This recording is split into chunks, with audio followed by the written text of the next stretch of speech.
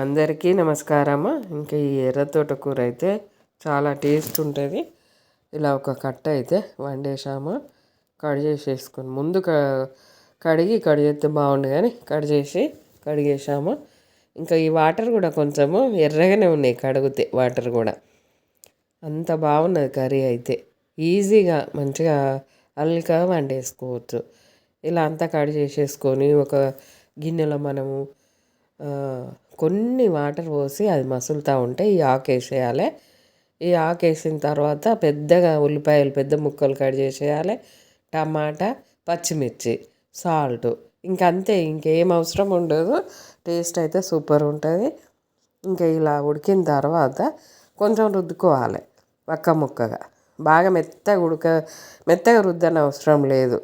ఆ ఉల్లిపాయ మనము తింటూ ఉంటే పుల్లగా మంచిగా ఉంటుంది. బాగా మెత్తగా పేస్ట్ లాగా అయ్యేటట్టు రుద్దన అవసరం ఉండదు. కర్రీ కూడా ఎర్రగా మనం అన్నం కలుపుకుంటే కూడా ఎర్రగా అంత బాగున్నది టేస్ట్. ఇట్లా తోటకూరతో పాటు మనకు ఉడికిన ఉల్లిపాయ కానీ పచ్చిమిర్చి కానీ అవి కూడా కొంచెం పుల్లగా మనం తింటూ ఉంటే బాగున్నాయి. పెద్దగానే కట్ చేసేసుకోవాలి. తాలింపు కూడా చాలా ఈజీ. కొంచెం అటు ఇటు రుద్దేసి ఆయిల్లో జీలకర్ర, ఆవాలు, ఎల్లిపాయలు, కొంచెం ఒక ఎండుమిర్చి వేసుకోవచ్చు. కొంచెం చిటికెడు పసుపు వేసి ఇది పోసి అటు ఇటు ఉడకనిస్తే ఇలా సరిపోతుంది. Curry ready. కొంచెం వాటర్ పడ్డట్టు ఉంటుంది కర్రీ. ఆరోగ్యానికి కూడా మంచిది. టేస్ట్ లైక్ చేయండి.